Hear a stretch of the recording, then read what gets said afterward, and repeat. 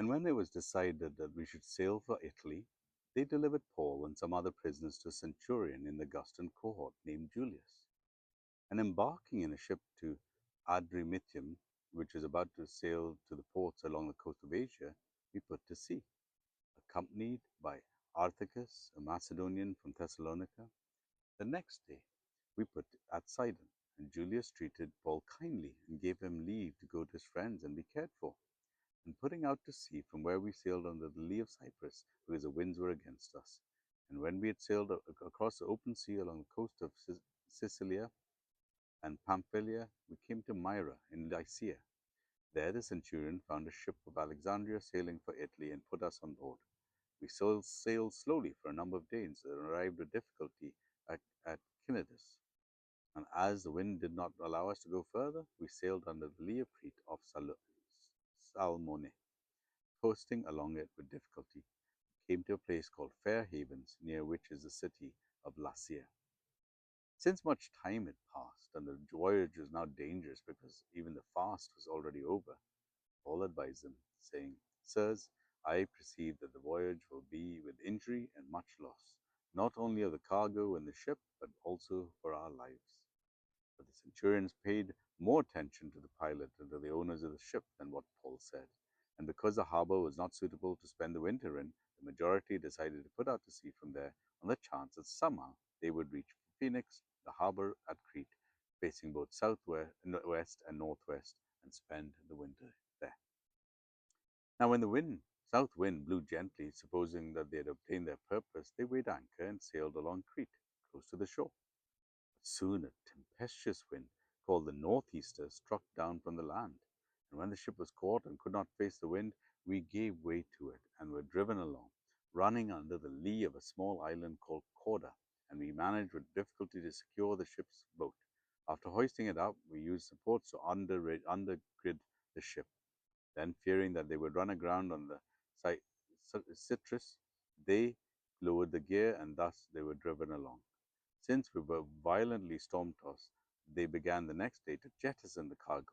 On the third day, they threw the ship's tackle overboard with their own hands. When neither sun nor stars appeared for many days, no smaller tempest lay upon us. All hope of us being saved was at last abandoned.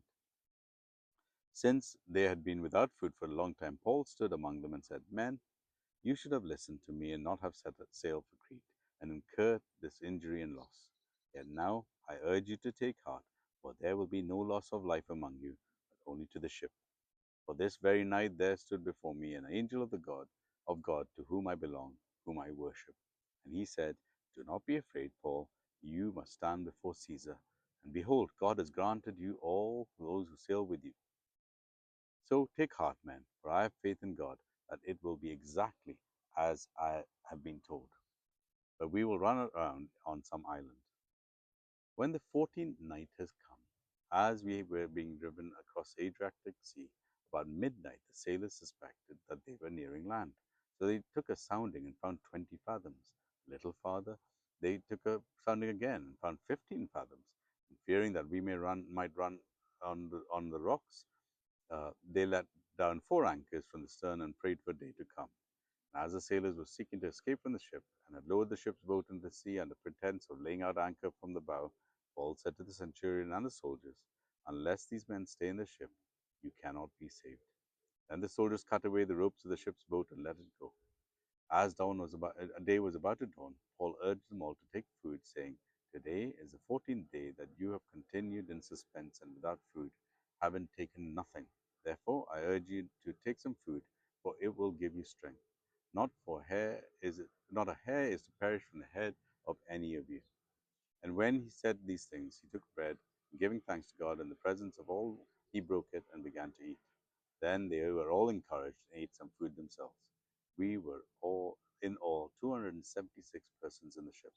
And when they had eaten enough, they lightened the ship, throwing out the wheat into the sea. Now, when it was day, they did not recognize the land. They noticed a bay with a beach, on which they planned, if possible, to run the ship ashore. So they cast off their anchors and left them in the sea, at the same time loosening the ropes that tied the rudders. Then, hoisting the foresail to the wind, they made for the beach. But striking a reef, they ran the vessel aground. bow struck and remained immovable. The stern was being broken up by the surf. The soldiers' plan was to kill the prisoners, lest any should swim away and escape. But the centurion, wishing to save Paul, kept them from carrying out their plan. He ordered those who could swim to jump overboard first and make for the land, and the rest on planks or in pieces of the ship. So it was that all were brought safely to land. Acts chapter 27.